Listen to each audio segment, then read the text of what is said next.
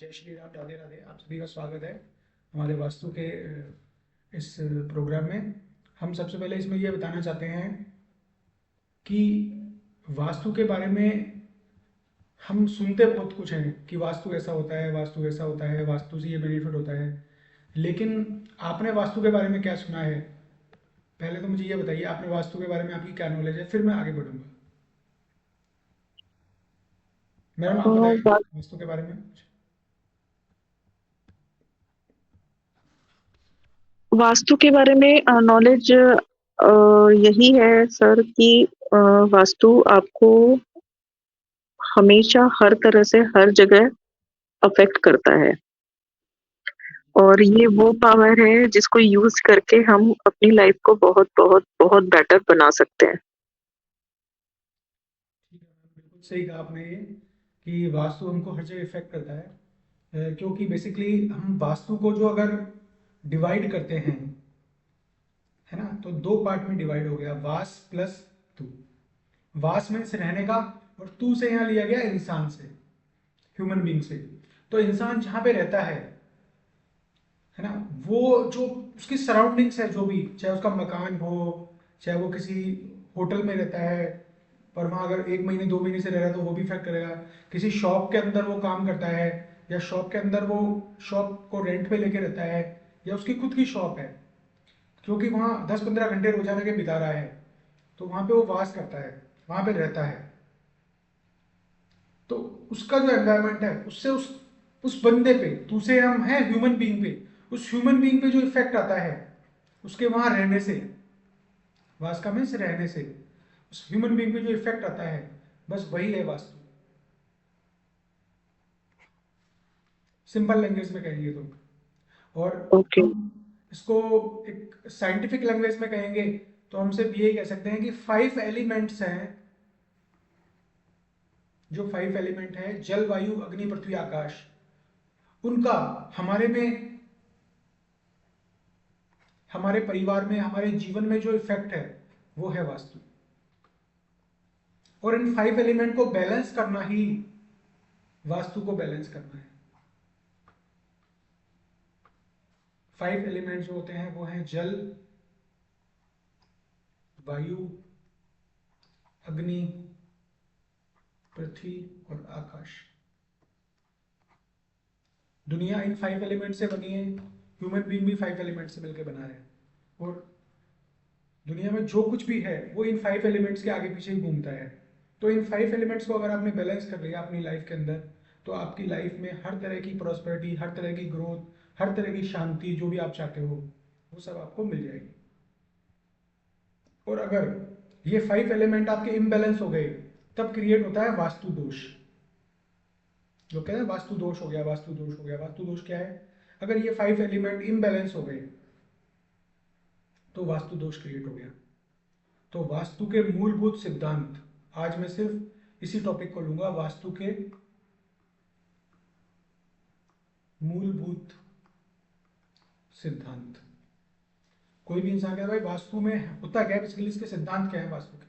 तो सबसे पहला सिद्धांत है वास्तु का बैलेंसिंग ऑफ 5 एलिमेंट्स। ये सबसे पहला रूल है। आपको 5 एलिमेंट को बैलेंस करना है, आपने वास्तु में कर लिया। वास्तु भी कई तरह का होता है, सिर्फ एक ही प्रकार का वास्तु नहीं होता है। वास्तु बहुत तरह के वास्तु होते हैं। जैसे फेंगशुई वास्तु अलग होता है, चाइना से आया हुआ। अपना वैदिक वास्तु अलग है।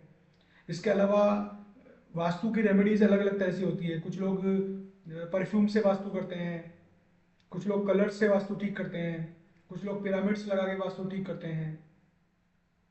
तो बहुत अलग अलग तरह के वास्तु हैं। मार्केट में एनर्जी वास्तु भी आ गया, उसमें एनर्जी को बैलेंस किया जाता है।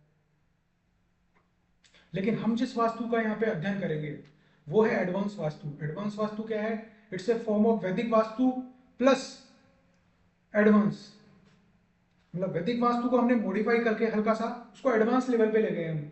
क्योंकि वैदिक वास्तु में जो बेसिक चीज थी, जो बरसों से लोगों की लाइफ को इफेक्ट कर रहा है, उसको तो ले ही रहे हैं हम साथ में। उसमें हमने, चूंकि आज के तारीख में जब वास्तु लिखा गया था, आज के 500 साल पहले, उस समय ना तो फ्लैट्स हुआ करते थे, ना टॉयलेट्स हुआ करते थे, और बिल्कुल जो आजकल जो हो गया वो सब पहले नहीं हुआ करता था।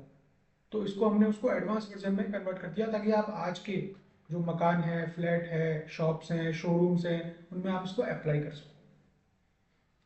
अब वास्तु का जो पहला रूल हो गया बैलेंसिंग ऑफ 5 एलिमेंट्स। दूसरा जो रूल है उसमें क्या होता है वास्तु में, हमेशा SW वाला जो जोन है ये बड़ा रहेगा नॉर्थ ईस्ट से।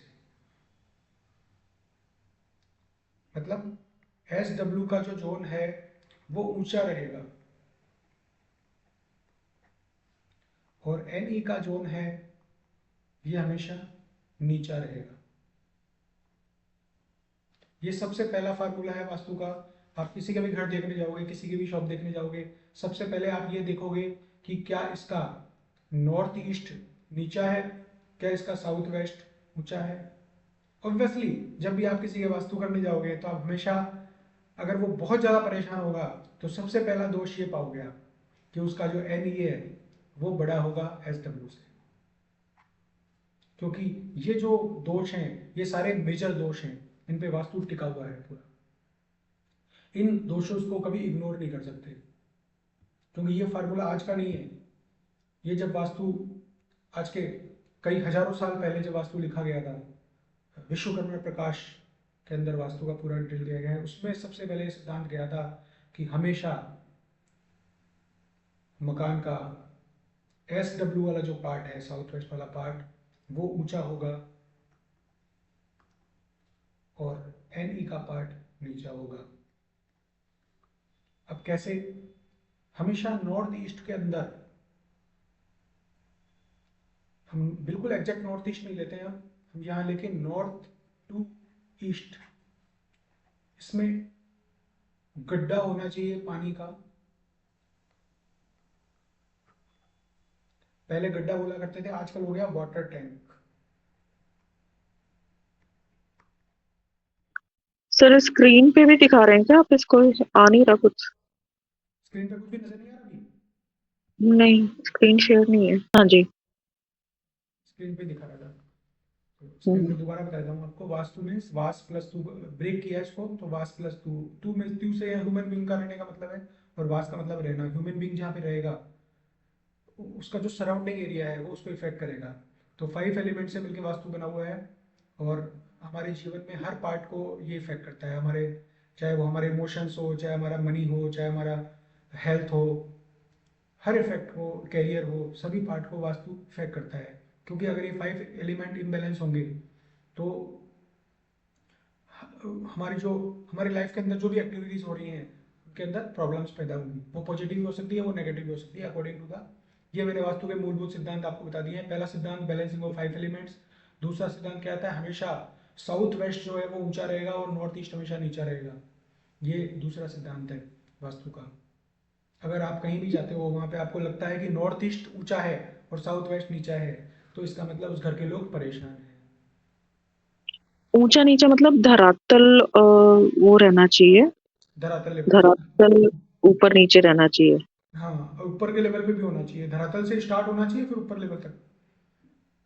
अच्छा। तीसरा पॉइंट क्या है वास्तु का?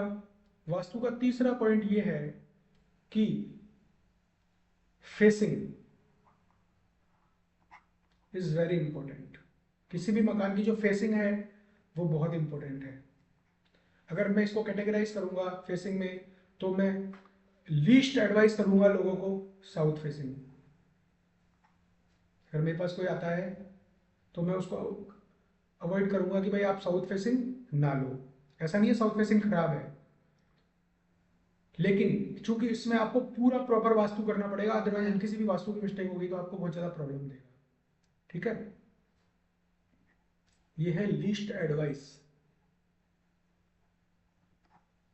सेकंड नंबर पे मैं बोलूंगा वेस्ट फेसिंग नहीं लेना चाहिए।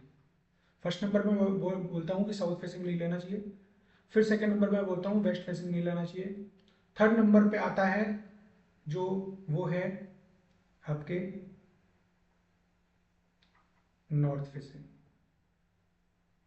और फोर्थ नंबर पे ईस्ट फेसिंग। वहीं अगर आप मेरे को कहोगे प्रायोरिटी पे कि प्रायोरिटी पे कौन सा कैसा मकान लेना चाहिए, तो मैं फर्स्ट नंबर दूंगा ईस्ट फेसिंग को रहने के लिए, सेकंड नंबर दूंगा नॉर्थ फेसिंग को, तीसरे नंबर पे दूंगा वेस्ट फेसिंग को, और फोर्थ नंबर पे दूंगा साउथ फेसिंग को। अब पर आप ये नहीं कह सकते कि साउथ फेसिंग खराब है, वेस्ट फेसिंग खराब है।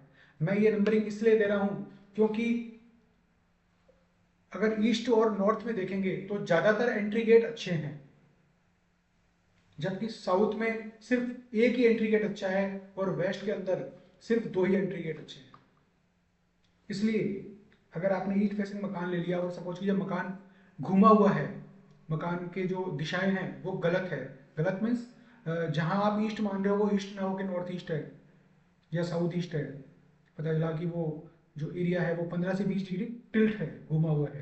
अब कैसे घूमता है वो मैं आपको बताता हूँ। देखिए ये भी बेसिक सिद्धांत है कि हमेशा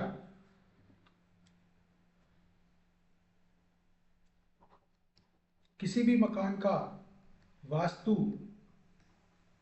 करने से पहले आपको वहां की एग्जैक्ट डिग्री,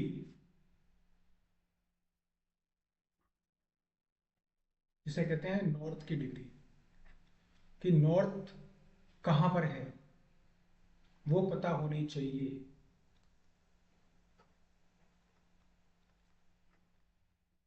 अगर आप ये डिग्री पता नहीं कर पाओगे, एग्जैक्ट नॉर्थ जिसे कहते हैं हम ट्रू नॉर्थ, TRUENORTH, इसको कहा जाता है ट्रू नॉर्थ। अगर आप ट्रू नॉर्थ नहीं निकाल पाते हो किसी भी मकान का वास्तु करने से पहले, तो वो वास्तु बेकार है, उस वास्तु का कोई वैल्यू नहीं है। अब ये ट्रू नॉर्थ कहां से निकाला जाएगा, इसके लिए हम जाएंगे गूगल अर्थ पे। गूगल अर्थ प्रो एक सॉफ्टवेयर है, गूगल अर्थ प्रो, जिससे उस मकान का एग्जैक्ट ट्रू नॉर्थ पता करना पड़ेगा। उसके बाद होगी ग्रेडिंग, ग्रेडिंग करके हम लोग उस मैप की प्रॉपर ग्रेडिंग करके ही हम आगे बढ़ेंगे। बिना मैप के वास्तु नहीं होता है, बिना ग्रेडिंग के वास्तु नहीं होता है, बिना ट्रू नॉर्थ के वास्तु नहीं होता है। तो ये वास्तु करने के बेसिक सिद्धांत हैं, इनको फॉलो करने के बाद ही हम वास्तु में आगे बढ़ेंगे।